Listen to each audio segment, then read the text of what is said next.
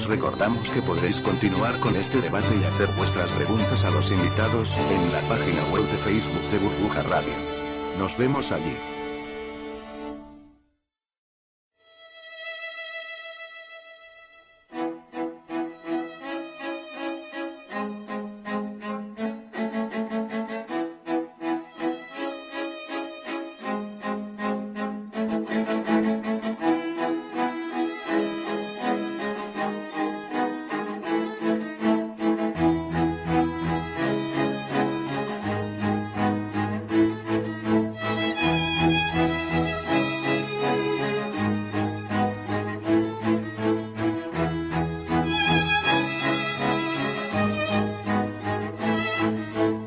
Están ustedes escuchando Economía Directa.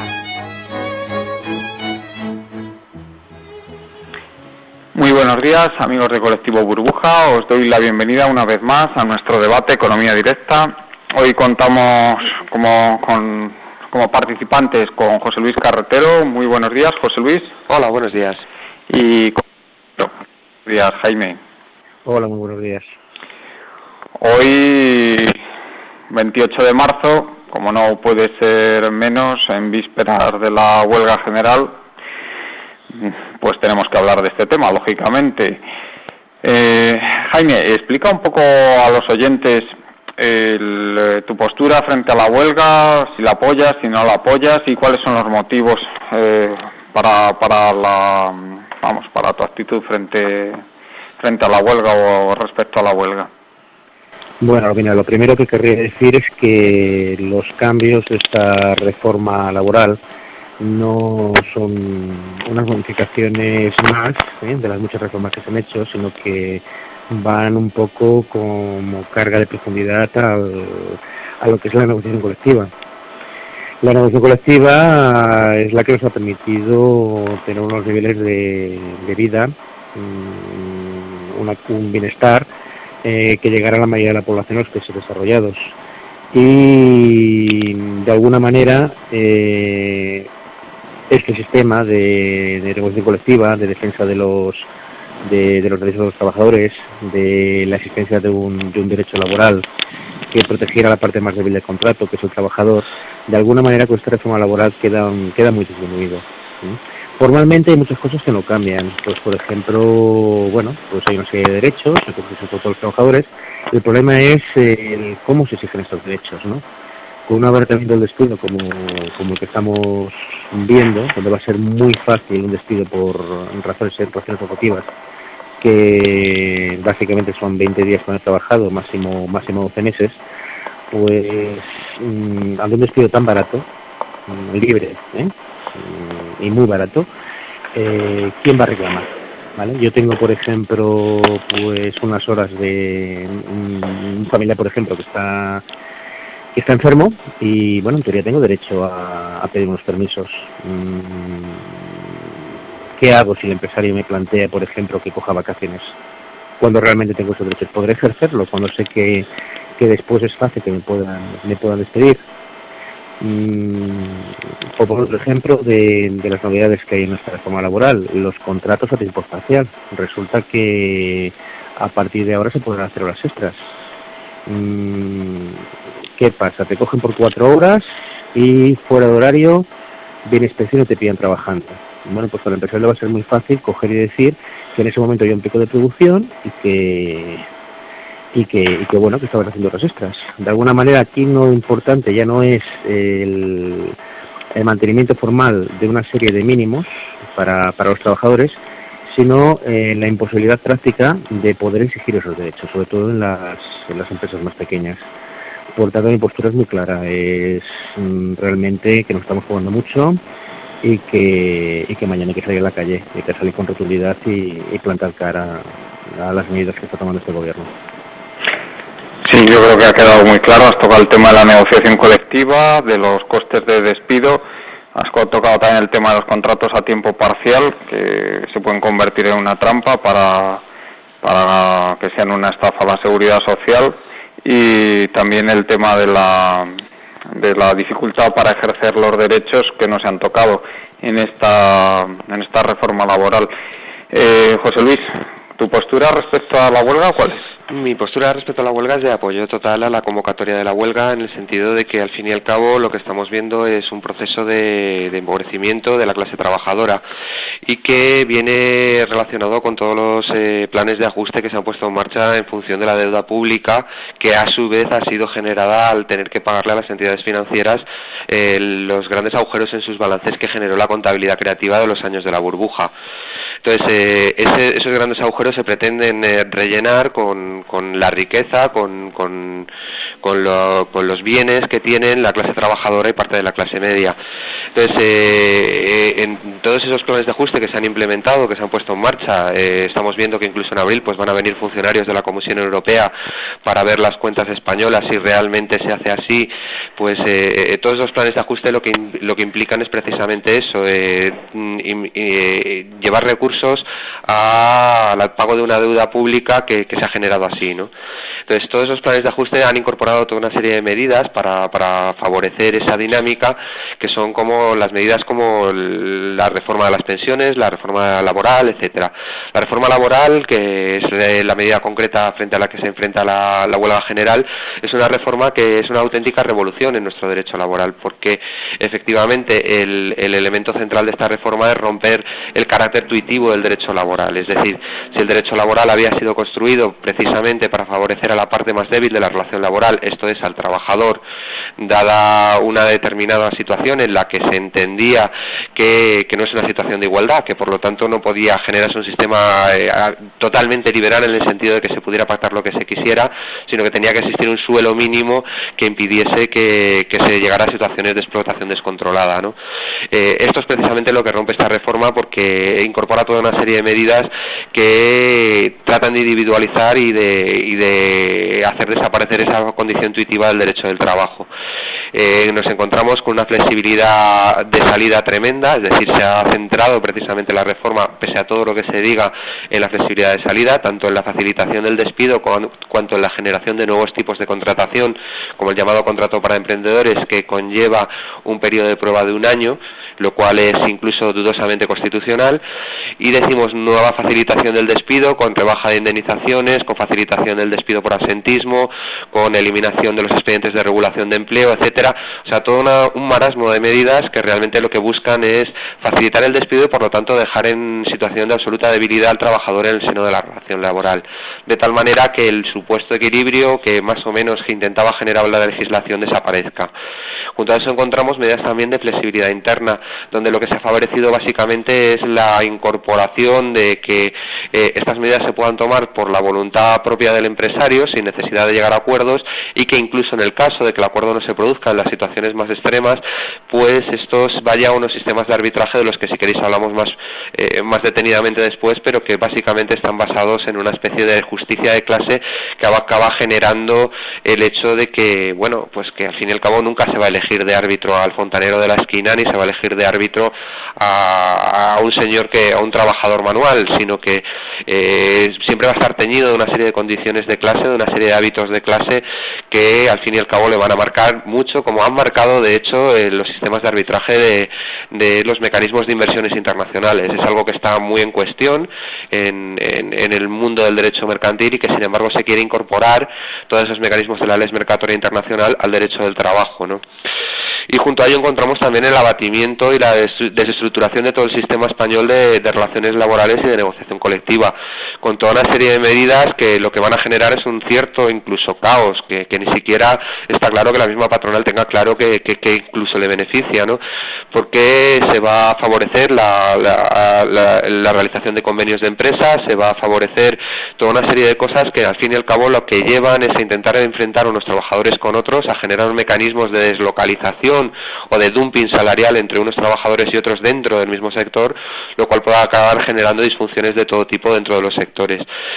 Entonces, lo que veo es que la reforma laboral es, por lo tanto, una agresión directa contra los intereses de los trabajadores. Por otro lado, pues yo manifestaría que, bueno, al fin y al cabo los sindicatos mayoritarios han convocado esto porque se han visto obligados por las movilizaciones de la gente. es decir, porque la gente está ya en las calles y estaba ya en las calles y ha respondido masivamente a unas convocatorias que iban en contra de esta reforma laboral.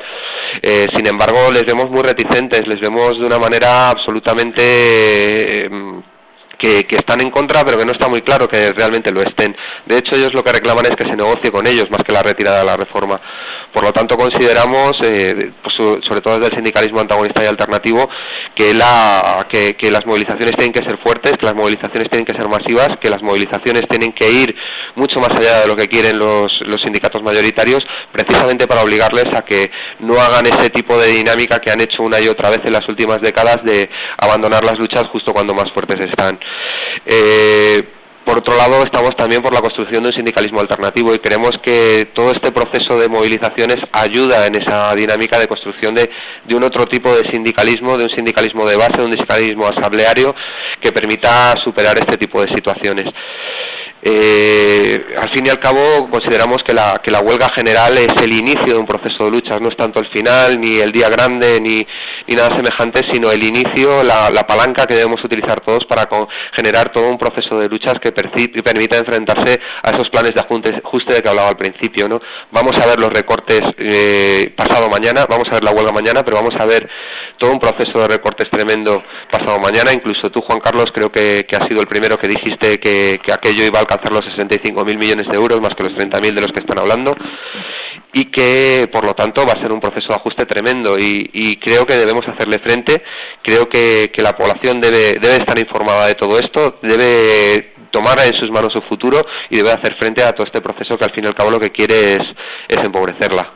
Sí, hay un tema que no me queda muy claro, José Luis, para que lo expliques un poco mejor, que es la conexión entre el deterioro de las condiciones del trabajo y la transferencia de riqueza a la banca. Es que yo no acabo de ver muy bien la conexión. ¿Lo puedes explicar mejor? O sea, ¿en qué punto se produce esa transferencia de riqueza? Porque bueno, se produce una transferencia de riqueza a nivel de clase en el sentido de que se deterioran las condiciones de la clase trabajadora. Eso va a implicar necesariamente, tanto por el acuerdo respecto a la negociación colectiva que se pactó justo antes de la reforma laboral, junto con las medidas que implican debilitación o debilitamiento de la situación de los trabajadores en el lugar de trabajo, todo eso implica una transferencia de riqueza hacia los sectores de la burguesía entendida generalmente. Eso sí, pero yo si se vamos a ver, si se baja la masa salarial total del país, se supone que van a recaudar menos impuestos y van a tener menos para darle a los bancos. Efectivamente, y ahí es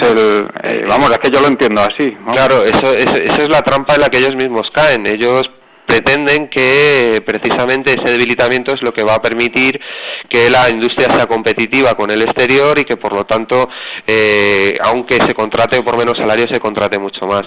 Eso es lo que se ha visto que no ha sucedido en las últimas reformas laborales. Todas las reformas laborales de los últimos tiempos han ido precisamente en esa dirección y alimentadas por esa lógica perversa, y sin embargo no ha sucedido, sino que ha sucedido todo lo contrario. Entonces, evidentemente lo que se van a encontrar es que si se facilita el despido, lo que se van a producir son muchos más despidos y por lo tanto la demanda agregada va a disminuir y va a ser menos probable que realmente incluso ellos obtengan los beneficios que esperan obtener o puedan derivar la riqueza que puedan derivar en dirección al pago de la deuda y por lo tanto a las entidades financieras. Yo creo que esto precisamente es una de las bases. Ya los mismos economistas de FEDEA decían el otro día, aparecía en El Economista, que los mismos economistas de FEDEA afirmaban que los recortes en sí mismos considerados en general, pues cada punto de PIB de recorte implicaba también medio punto de bajada del consumo, ¿no? O de bajada de la actividad económica, lo cual va a generar que realmente el proceso pues no se va a producir como ellos dicen. Yo creo que esto es algo que también se vio en los países de América Latina en los años 90 cuando se implementaron este tipo de políticas y que son cosas que determinan precisamente que que la dinámica a la que nos empujan es a una dinámica de recorte, contracción, recorte, contracción. El final del proceso en un entorno internacional estable se puede meter tampoco es muy complejo el modelo matemático en que se puede meter, teniendo en cuenta todos esos parámetros que daban los economistas de FDA, y nos lleva a que el recorte final probablemente estaría por encima de los 150.000 millones de euros antes de llegar al equilibrio presupuestario que nos piden, lo cual, bueno, pues es una cosa ridícula, o sea, no lo van a poder hacer jamás. Hay otro tema, si quieres, vamos a ver, Jaime, que te quería preguntar, bueno, yo primero voy a dejar clara mi postura también sobre la reforma laboral, ya lo he hecho en más programas, pero la voy a dejar ahora, que yo el único punto que yo hubiera reformado realmente es lo que permitiría en empresas que realmente están en riesgo de desaparecer establecer algún tipo de mecanismo ágil para poder salvar la mayor cantidad de puestos de trabajo posible, es lo único que hubiera tocado. La relación que hay entre paro y despido, o sea, y costes de despido, pues es una relación que los estudios que hay la consideran en todo caso sumamente débil. Hay muy poca, o sea, esa correlación que hay, que dicen que hay, pues realmente no existe prácticamente nada. Luego esto no va a servir para crear empleo, el tema de abaratar los costes de despido. Y luego respecto al tema de la negociación colectiva, pues vamos, lo que se ha hecho está todavía por ver los efectos que va a tener.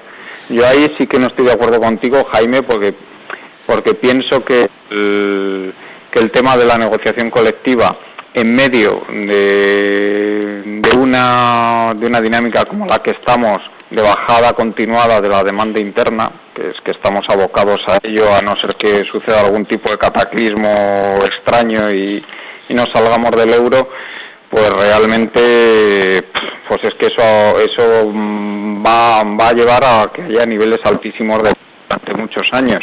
Entonces, bueno, yo ahí creo que se debería establecer algún tipo de pacto que permitiera, por una parte, repartir el trabajo tal como está,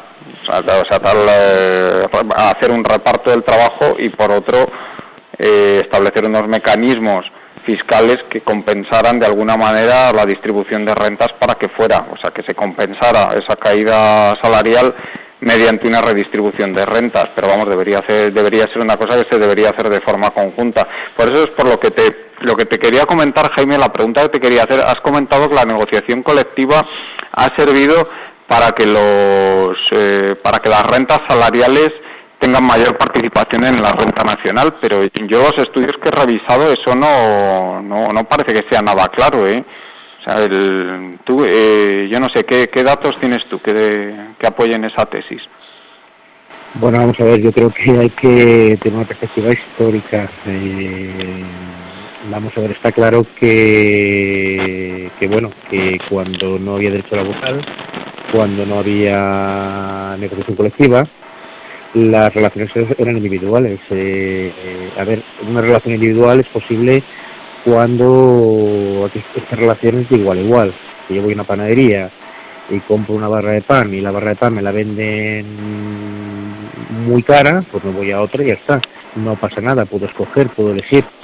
Si hubiera una empresa que tuviera todas las panaderías del pueblo donde vivo, de la ciudad donde vivo, sería imposible que yo pudiera elegir. Por tanto, parece lógico que haya algún tipo de ley. Claro. Sí, te estoy entendiendo, pero si me permites un instante, Jaime, yo veo que esto efectivamente, el establecer, o sea, una presión al alza de los salarios en situación de pleno empleo, evidentemente lo que produce es un reparto mejor de la riqueza. O sea, la riqueza se difunde desde los beneficios empresariales, se pasa de los beneficios empresariales a las rentas salariales. O sea, eso sí lo veo en situación de pleno empleo, pero en situación de un paro tan alto como el que tenemos, yo no lo acabo de ver claro que eso suceda, ¿eh? Una empresa que esté con problemas, pues cabe la posibilidad de que se negocie pues con el comité de empresa y bueno, se llegue a un pacto donde todo el mundo tenga que sacrificarse en aras a que la empresa tira para adelante. Lo que pasa es que lo que es muy curioso es que cuando las cosas van bien, aquí no se habla, por ejemplo, de reparto de beneficios o de toda una serie de mejoras también para los trabajadores. En el caso de que hay beneficios, todos los beneficios son para el empresario. Pero en cambio, cuando estamos hablando de pérdidas, parece que aquí entonces hay que repartir la cosa. Claro, sí, por eso Jaime, es por lo que yo digo que tiene que haber, si se trata de hacer un reparto, o sea, un reparto del trabajo, sea por vía reducir la jornada laboral, que yo creo que sería un mecanismo apropiado, pero claro, una bajada de la reforma laboral, una bajada de la jornada laboral implicaría lógicamente, para que no hubiera un aumento del paro todavía mayor, el bajar en proporción los salarios, o bien flexibilizar los salarios a la baja mediante un cambio en la negociación colectiva, que a mí no me gusta personalmente mucho tampoco, porque creo que es un mecanismo muy lento. Yo sería partidario más bien del primer mecanismo, pues debería ser compensado precisamente con una redistribución fiscal mucho mejor, que yo creo que sí que son mecanismos mucho más eficaces de redistribución de la riqueza. Vamos, es mi opinión, yo estoy de acuerdo contigo, si es que no vamos a discrepar en eso. Lo que estoy diciendo es que realmente para poder negociar y dentro de la negociación, pues evidentemente todo el mundo cede algo, y cabe la posibilidad de que en una empresa determinada necesites por determinados ajustes salariales, si no lo niego. Lo que pasa que es que hay que mirar caso por caso. Y sí, también estoy de acuerdo ahí. Eso tiene que estar justificado y con unos libros de contabilidad, una cuenta de resultados y el tema clarito. No sé si me explico. El problema es que si desprotegemos al trabajador, desprotegemos, individualizamos las relaciones laborales, de alguna manera, ¿cómo vamos a exigir? Yo eso no estoy de acuerdo para nada, con que, la empresa está por su propia naturaleza, porque la empresa es una y los trabajadores son muchos, está en una situación de poder, lógicamente, y los trabajadores tienen que asociarse, eso está clarísimo, y tienen que tener algo que les proteja, porque si no están en situación de debilidad, eso está clarísimo, y yo estoy totalmente de acuerdo. A ver, te pongo un ejemplo, del concreto, el nuevo contrato de emprendedores. Estamos hablando de empresas de menos de 50 trabajadores, pero es que estamos hablando de la gran mayoría de empresas que hay en España, no sé si serán, pues yo que sé, el 98 o el 99%. Es una, y 2/3 de los trabajadores, sí. A ver, estamos hablando de un periodo de prueba de hasta un año. A ver, el periodo de prueba, en principio está previsto para ver si una persona pues es apta o no para ejercer un determinado trabajo. No es necesario un año, ¿vale? Si se pone un año, lo que estás haciendo es poner una persona que en cualquier momento la puede hacer fuera. ¿Esta persona cómo puede ejercer sus derechos? ¿Cómo puede? Es que es imposible. Realmente podemos entrar por detalle, podemos hablar de los contratos, de la flexibilidad laboral, funcionaria geográfica, de la negociación colectiva, del tema del despido, pero realmente, si miramos a medida global, ¿qué es lo que se pretende con esta reforma? De alguna manera lo que quieren es, delante de la bajada de productividad debido a incremento de otros costes, se quieren abaratar a los costes salariales. Esta reforma no va destinada a crear empleo, va destinada eso es evidente. a abaratar el despido. Y es que el problema ya no es las consecuencias, es que además es que va a ser una cosa que va a ser inútil completamente. José Luis un poco ya lo ha mencionado. Esta bajada de sueldo va a significar bajada de la demanda agregada, bajada del consumo, ¿vale? Bajada de recaudación, lógicamente, de IVA, de impuestos, etcétera. Estamos en la espiral griega, no vamos a ningún lado de esta manera. ¿Qué se juega? Supongo que se juega a exportar. Pero es que delante de un panorama que tenemos de recesión en toda Europa, no sé a quién vamos a exportar. Eso es absurdo, ¿sabes? Yo en el caso de que pasara eso, pues me veo pues como consecuencia pues los alemanes haciendo su nueva reforma laboral y entrar en un dumping social, en una competencia, a ver quién abarata más los costes, que no nos conduce a ningún lado más que al empobrecimiento de la población, a la desaparición de las clases medias y bueno, y a la desregulación social. Es una reforma que además es que es inútil y que a la larga acaba perjudicando. Desde luego sí. A un empresario, evidentemente, le puede convenir que pagar menos sueldos, ¿vale?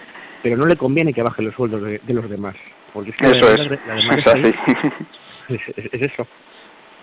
Lo que sí me gustaría dejar claro también, que yo, vamos, sabéis que he escrito varios artículos al respecto, que el que crea que bajando los salarios se va a arreglar el tema de las exportaciones y nos vamos a convertir en una empresa exportadora, está tan equivocado que no se lo imagina ni él mismo, porque es que las empresas que exportan son empresas industriales. Los salarios dentro del sector industrial no suponen como promedio más que el 8% del total de los costes empresariales. Entonces, ¿a qué juegan? La elasticidad precio de las exportaciones pues es una elasticidad pues que está generalmente bastante por debajo de 1. Entonces, ¿cuánto necesitan bajar los salarios para que aumenten las exportaciones como necesitamos que aumenten un 30 o un 40%? Es que no salen las cuentas por ningún lado. O sea, es que es tan absurdo que yo no sé a qué clase de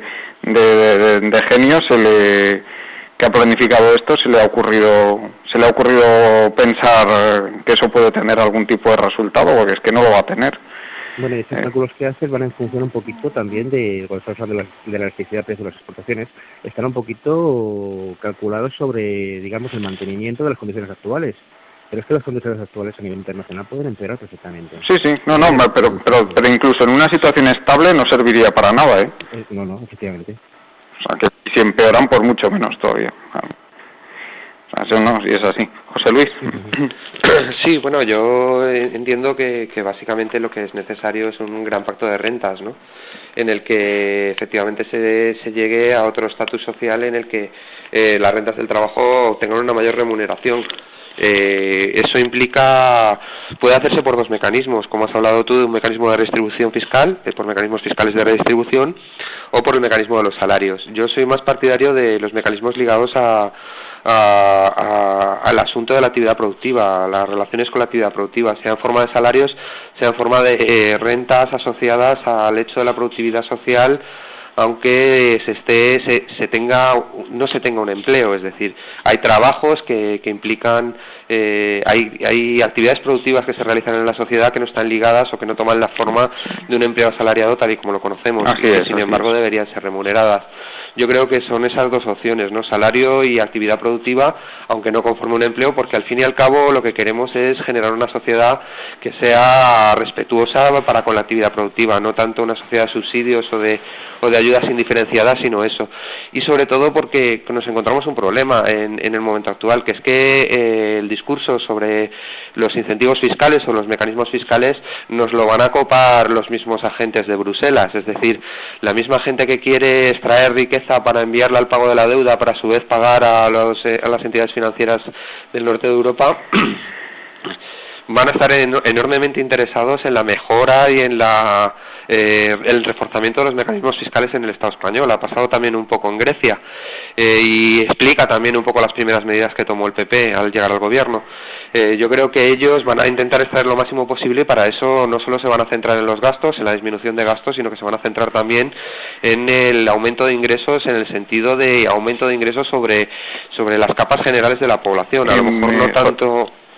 José Luis, ¿te puedes centrar un poco, no sé si has estado siguiendo el tema del impuesto de sociedades, las reformas que están proponiendo, ¿te puedes centrar un poco en ello? ¿Cómo valoras tú el tema del impuesto de sociedades? ¿Cómo habría que...? Pues claro, los beneficios empresariales se gravan fundamentalmente mediante el impuesto de sociedades.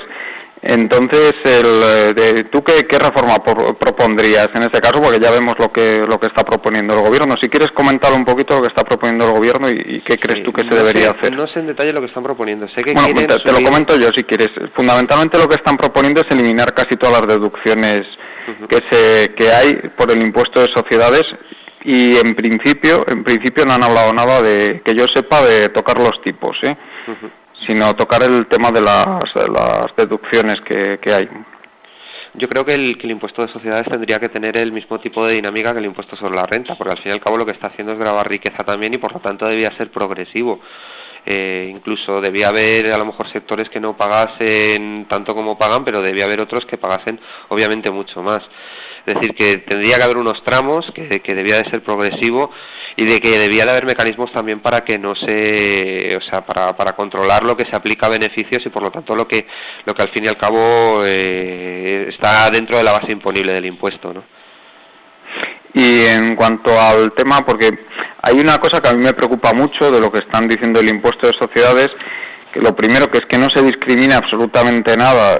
Si realmente quieren favorecer las exportaciones, a mí me preocupa mucho que no haya una discriminación entre empresas o más que empresas, beneficios obtenidos de productos que se destinan a la exportación, que si quieren favorecerlo pues lo tienen tan sencillo como incentivarlos fiscalmente mediante el impuesto de sociedades, esos beneficios que se obtienen de esa exportación y los que se obtienen de la actividad interna. Eso me preocupa mucho y me preocupa también el tema de cómo se trata la reinversión de beneficios, porque si están hablando de quitar la mayor parte de las deducciones, pues me preocupa mucho que no distingan entre las empresas que se dedican a reinvertir dentro del país y las que se dedican a reinvertir fuera, que yo creo que ahí habría que distinguirlo bien. Es decir, si una empresa se dedica, te voy a poner por caso Telefónica o Repsol, se dedican que además tienen un control del mercado bastante importante, un control de precios, sobre todo Telefónica, bastante importante, pues se dedican a reinvertir esos beneficios que obtienen fundamentalmente fuera del país. Lo que están generando es finalmente mediante yo lo llamo extorsión del consumidor español, llevarse el dinero fuera de España. Y yo creo que habría que distinguir eso de las empresas que se dedican a invertir dentro del país. Me gustaría que valoraras un poco estas dos reflexiones que he hecho. Sí, además yo considero que con el impuesto de sociedades lo que pasa es un poco también con lo que ha sucedido con las deducciones a la cotización a la seguridad social asociadas a los contratos de trabajo, ¿no? Que se acaba generando un efecto ganga, es decir, si todos los contratos están bonificados, pues al final contratamos lo mismo. Y si están indiferenciadamente bonificados, pues al final hacemos los mismos tipos de contratos temporales sin ningún tipo de problema, ¿no? Yo creo que el impuesto de sociedades pasa un poco lo mismo. El impuesto de sociedades sería el mecanismo apropiado para decidir, y habría que decidirlo democráticamente, por supuesto, qué tipos de actividades productivas serían más apropiadas o desarrollar en el conjunto del país, ¿no? Y sin embargo se producen mecanismos indiferenciados que los que acaban favoreciendo es a las grandes empresas. Luego hay que ver también esos mecanismos que están asociados también con el tema de las conformaciones de grandes conglomerados empresariales que utilizan muchas veces la inversión en filiales y el mecanismo del comercio interno entre las distintas filiales para huir de las estructuras de impuestos de los distintos países e incluso para generar negocio con mecanismos puramente especulativos, jugando a pues un poco una especie de carry trade entre los mecanismos fiscales de unos países y otros, ¿no? Sí, lo que suelen hacer es finalmente lo estructuran de manera que el impuesto lo pagan en los países donde menos pagan, ¿sabes? O sea, donde el tipo es menor, sí. Sí, como hay acuerdos fiscales entre países y no, lógicamente no se va a cotizar dos veces, no se va a pagar por lo mismo dos veces, pues finalmente acaban pagando los impuestos pues en sitios como Irlanda, donde es muy bajo el tipo, sí. Sí, o sea, y sobre el tema de la reinversión, ¿tú qué opinión tienes? Sí, obviamente debería favorecerse la reinversión de beneficios en actividades productivas. Entonces habría que discutir también es que no sé exactamente cómo va ese tema, pero habría que favorecer eso en concreto, es decir, no tanto la reinversión y desde luego controlar muy mucho el hecho de que se reinvirtiera en el interior del país, obviamente. Sí, claro, yo eso lo veo básico, porque si lo que hacemos es bonificar a las empresas para que se lleven el dinero fuera, pues ya estamos haciendo, como se dice normalmente, un pan como unas tortas, ¿no? En fin. Jaime, si quieres comentar algo de esto también. Sí, bueno, dos comentarios muy concretos. Vamos a ver, el tema es que aquí, bueno, hablamos de mucho Europa y luego, por ejemplo, pues a nivel de tema fiscal, pues aquí cada uno batalla por su lado y esto al final lo que se hace es generar una competencia entre países. Comento dos cosas, a ver, una muy fácil, hablábamos de Irlanda y la reducción de tipos impositivos, de impuestos indirectos, etcétera. Tú puedes perfectamente pues enviar un producto de un lado a otro y facturarlo, por ejemplo, en Irlanda y, bueno, se pueden hacer 50.000 filigranas. No es casualidad, por ejemplo, que muchas empresas pues su sede central la tengan en Suiza o en países parecidos. Digamos que esto es una cosa que funciona así porque hay falta de voluntad política por cambiarlo. Y luego otro comentario también un poquito concreto, el tema de las bonificaciones a las exportaciones. A ver, aquí vamos a entrar otra vez en el peligro de dumping. Si tú bonificas tus exportaciones, los otros países van a bonificar sus impuestos sociales, pues nuestras importaciones. Aquí se trataría de que los políticos realmente llegaran pues a algún tipo de acuerdo y armonizar todo un poquito ese tinglado. Sí, eso sería lo ideal, desde luego. Que no hay voluntad política para hacerlo y es el problema que hay. No, sí, lo ideal desde luego sería alcanzar un gran acuerdo, pero no solo a nivel europeo, sino a nivel mundial sobre el tema este. Pero claro, es que eso ya topa con problemas muy graves. Completamente inoperante. Y bueno, pues luego en general, pues a ver, lo que nos está pasando ahora no deja de ser parecido a lo que ha pasado en Latinoamérica hace bastante tiempo, ¿no? A partir de los años 80. No sé, aprendamos de la experiencia, de qué han servido los recortes. ¿Ha habido algún país que con las medidas que han propuesto los organismos internacionales como el Fondo Monetario Internacional, gracias a ellas, ese país haya salido de la crisis? ¿Han resuelto el problema del endeudamiento exterior? Yo creo que no. Y en cambio nos empecinamos en repetir las mismas fórmulas, y estas fórmulas sabemos a dónde nos llevan, a una dualización de la sociedad y a un repartimiento cada vez más desigual de las rentas. Y no solo eso, sino que las reformas que impuso el FMI en los años 80, José Luis, eso tú las fechas las debes tener bastante claras. Esos planes del FMI, ¿de qué fechas estamos hablando de los años 80 aproximadamente? Estamos empezando a hablar, se implementan básicamente a raíz precisamente del golpe de Estado Pinochet en Chile, que fue en el año 76. A partir de ahí se van produciendo toda una serie de dinámicas que conllevan en ese. Luego se produce una explosión con el tema de la subida de los tipos de interés de la deuda, que creo que ya es en los años 80. Entonces todo eso conlleva toda una serie de procesos de empobrecimiento y de desestructuración de las sociedades latinoamericanas, ¿no? Y el tema de los bonos Brady, ¿qué fecha fueron aproximadamente? ¿Tú lo recuerdas? El tema de los bonos Brady, eso ya que no fue, digamos, un poco el final de todo ese fracaso. Sí, cuando se estructura toda la deuda. Sí, yo creo que eso fue a mediados de los 80 ya, ¿no? Uh-huh. Sí, vamos, yo es que la fecha exacta no lo tengo. Lo que sí me gustaría comentar es que, claro, la dinámica de crecimiento mundial que había entonces, tuvimos ahí 2 o 3 años muy malos, que fueron a raíz de la guerra Irán-Irak, que hubo ahí un shock petrolífero tremendo que fue peor aunque el del 73, y bueno, ahí hubo realmente del 79 al 82 aproximadamente, hubo 3 años malísimos para la economía mundial, pero vamos, no cabe duda que ahora la dinámica de crecimiento mundial a mí me parece que es bastante peor, sobre todo la europea. Entonces pretender ajustes en medio de esta dinámica tan mala de crecimiento es que para mí me parece personalmente un suicidio. Sí, incluso ahí hay autores como Jorge Weinstein que hablan de la posibilidad de un desplome del conjunto del modelo de producción capitalista, precisamente, quizá a largo plazo, no tanto a corto plazo, porque cuando se dicen estas cosas siempre parece que estamos hablando de mañana o pasado mañana, ¿no? Pero a largo plazo provocado precisamente por una especie de efecto dominó generado con las dinámicas de ajuste que se están implementando en Europa, que al fin y al cabo es mucho más interdependiente de lo que fue nunca o de lo que era en esa época América Latina con los centros de poder mundiales, ¿no? Vamos, yo si queréis que os diga mi opinión, yo pienso que incluso hasta el año 2003 hubiera sido posible realizar algún tipo de ajuste fiscal o cortar la burbuja crediticia y que no hubiera sido tampoco demasiado O sea, que hubiera sido viable en todo caso esto que están pretendiendo. Pero vamos, ahora es que es una auténtica estupidez. O sea, con el nivel de deuda externa que hay, con la mala dinámica de crecimiento exterior que hay, con los desequilibrios que se han acumulado durante estos 11 años, bueno, es algo totalmente absurdo. No se entiende bien qué es lo que pretenden.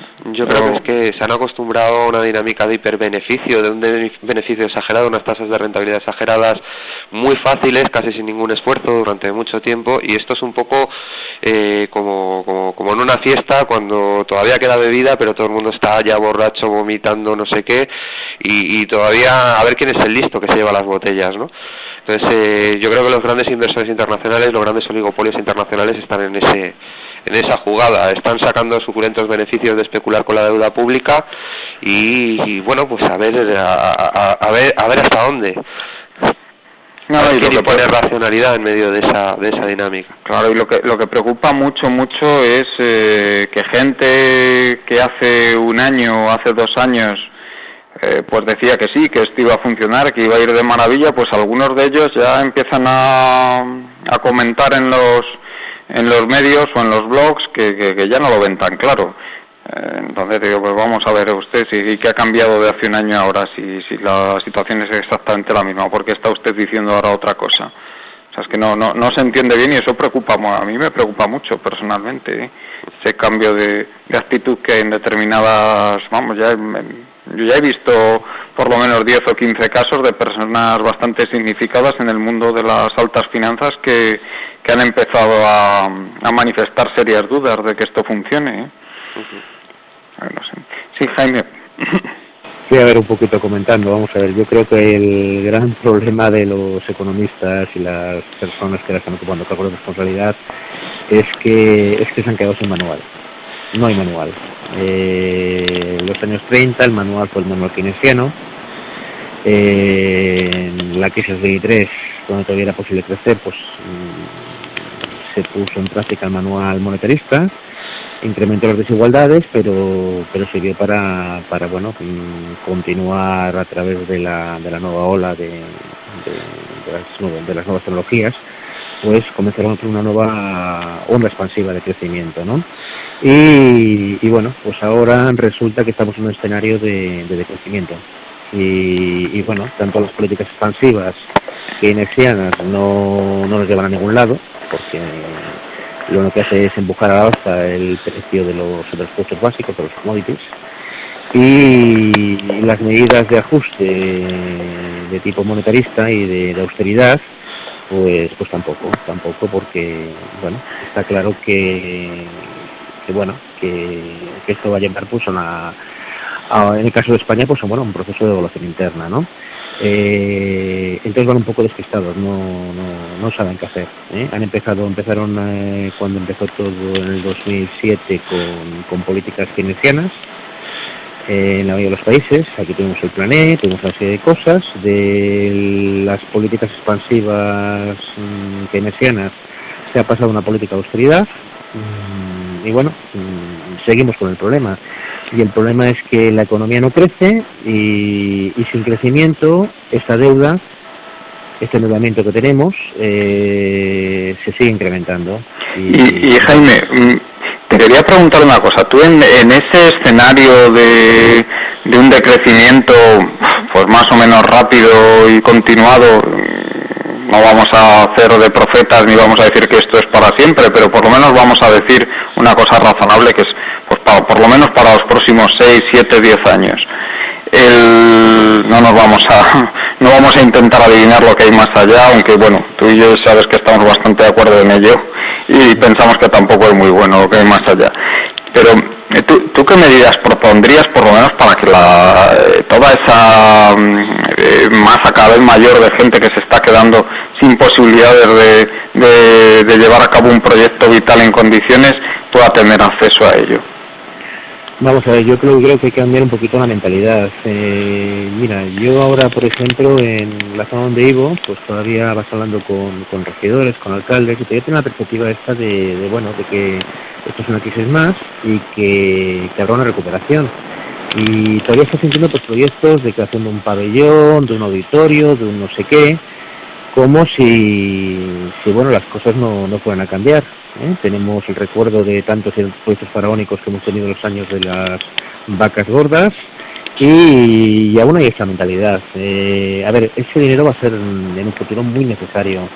Se van a tener que crear pues tipo de ayudas asistenciales para muchas personas, bancos de alimentos, toda una serie de cosas para intentar ayudar a la gente que más lo necesita. Y en cambio la mentalidad que no sé, yo al menos percibo es un poco la misma, ¿eh? Vamos a construir un auditorio, eso nos va a suponer no sé cuántas horas de jornales, y eso va a reactivar el consumo y va a reactivar la economía. Y es una perspectiva que no lleva a ningún lado. Entonces, o cambiamos la mentalidad de las personas, y se explica bien lo que está tratando, de las personas que tienen responsabilidades políticas, incluso a nivel más local, o realmente la cosa pinta muy mal, porque cuando estos recursos se necesiten no van a haber los ayuntamientos que aún todavía, por ejemplo, se lo pueden permitir, porque evidentemente tenemos una gran cantidad de ayuntamientos que prácticamente ya están en bancarrota.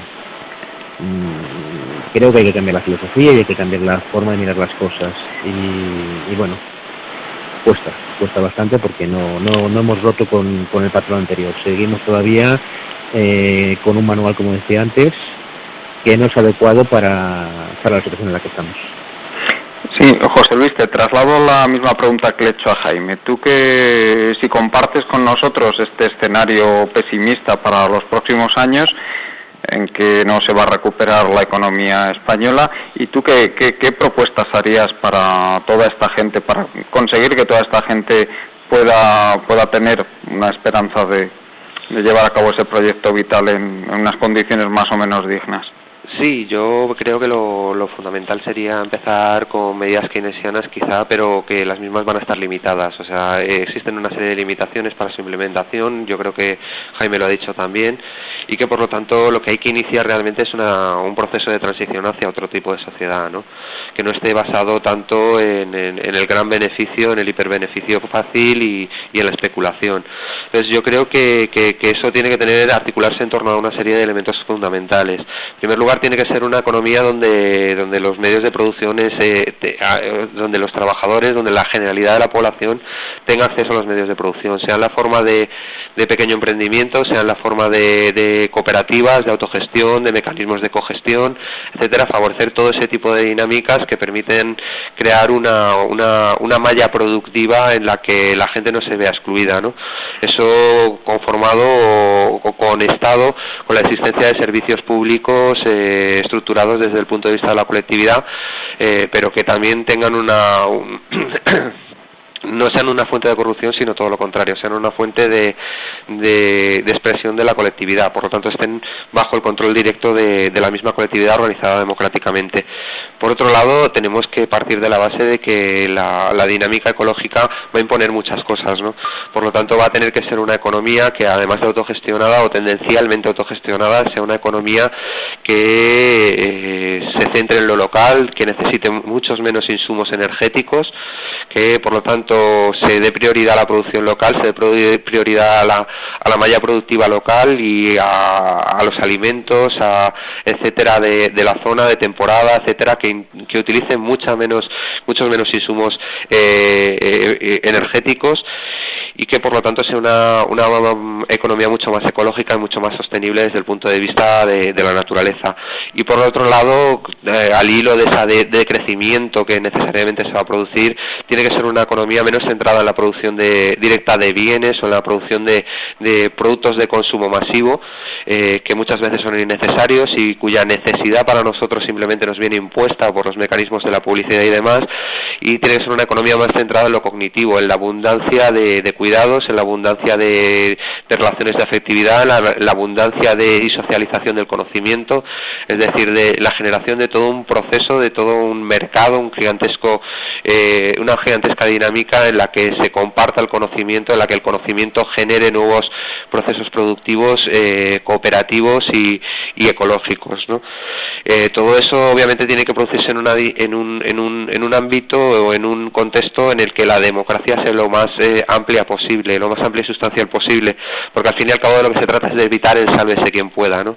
Yo creo que la situación a la que nos están llevando va a generar una dinámica en la que vamos a tener que elegir o el proceso de la lucha de todos contra todos y del sálvese quien pueda, o un proceso cooperativo de intentar salvar la situación de una manera que incluso pueda generar un nuevo tipo o pueda generar la transición a un nuevo tipo de sociedad.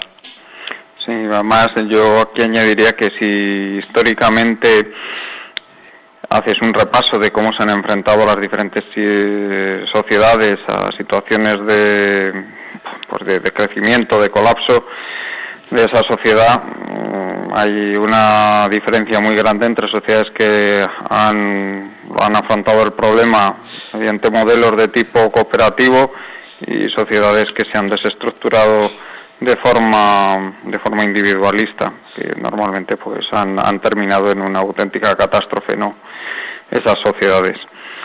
Bueno, Jaime, si quieres, que nos quedan solo 2 minutos, si quieres añadir algo más antes de terminar. Sí, a ver, simplemente que hemos iniciado el tema con la reforma laboral.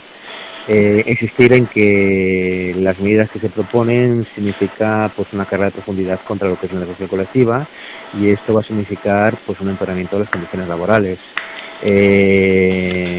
Simplemente 2 o 3 aspectos para las personas que no puedan tener claro. Se da un poder muy grande a, por ejemplo, las agencias privadas de colocación, las ACTs, que a partir de ahora se dedicarán a contratar. Se crea un nuevo contrato de formación-aprendizaje hasta los 30 años. No sé si la próxima reforma laboral se consideran jóvenes, pues yo que sé, hasta los 40 o 45 años. Se crea este nuevo contrato de emprendedores que lleva a la precarización más absoluta de las personas que emprenden este tipo de contrato. La picaresca que he contado antes, la posibilidad de un contrato a tiempo parcial de hacer horas extras. Todo el tema de la flexibilidad, que va a hacer que en la práctica, ahora no tengo tiempo de extenderme, pero que va a hacer que en la práctica pues sea muy fácil despedir con 20 días y que los 20 días son una cosa completamente anecdótica. De todas maneras, en el caso del despido disciplinario, ahora la carga de la prueba está en manos del trabajador, no del empresario. Hasta ahora no era así, hasta ahora el que tenía que demostrar un despido disciplinario pues era la empresa, y si no lo conseguía demostrar, pues bueno, el despido salía improcedente. Está el tema de los salarios de tramitación, en caso de readmisión los paga la empresa, pero si no es readmisión, pues no. Bueno, son tantos temas, el tema de los parados y los servicios de la comunidad, el tema de las bonificaciones, que se contradice con la idea de facilitar el acceso de los jóvenes al mercado laboral. Resulta que si la empresa recibe una bonificación del 50% para los trabajadores que tengan subsidio, pues claro, van a coger trabajadores con subsidio y no trabajadores sin subsidio, que normalmente son jóvenes. Son tantos y tantos temas que merece la pena planteárselo y mañana pues ir a la calle. Recuerdo otra cosa, un momento, Juan Carlos. Sí, claro. Recuerdo que mañana, aparte de haber una huelga laboral, también hay una huelga de consumo. Intentemos mañana pues disminuir el consumo lo máximo posible, y esto lo podemos hacer todos, los que hacen huelga laboral, los que no lo hacen, parados, estudiantes, todo el mundo lo podemos hacer. Ojalá sea así. Muy bien.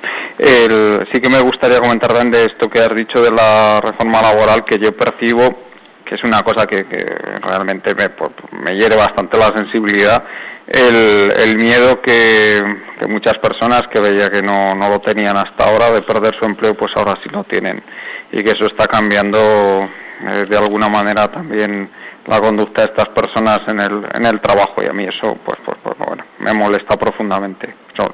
Quería añadir eso pues como detalle un poco de lo que he visto a pie de calle. Sí, José Luis. Sí, yo únicamente decir que mañana es la huelga general, que animará a la gente a participar en ella, que al fin y al cabo tengan presente que estas agresiones hay que pararlas, porque si no, pues bueno, lo próximo puede ser precisamente el derecho de huelga, y eso es algo que realmente imposibilitaría muchas cosas, ¿no?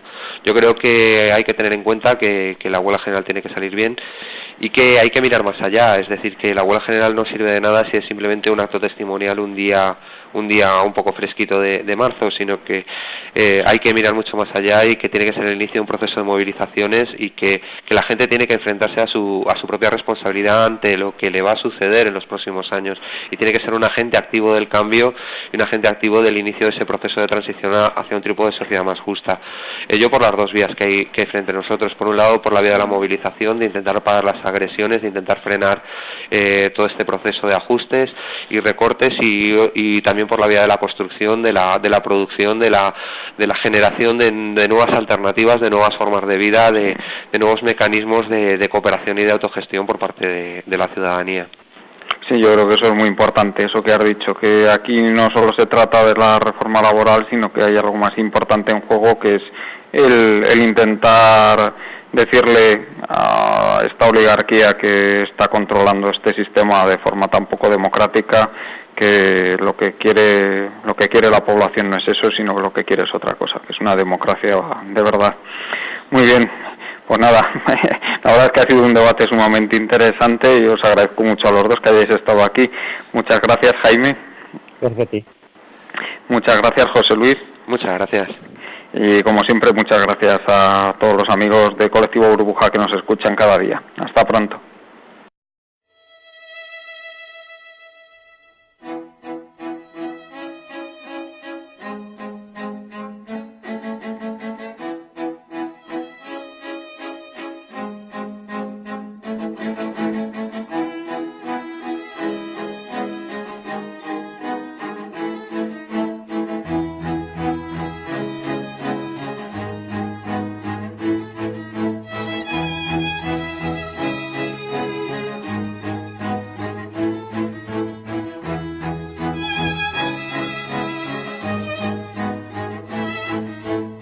Están ustedes escuchando Economía Directa.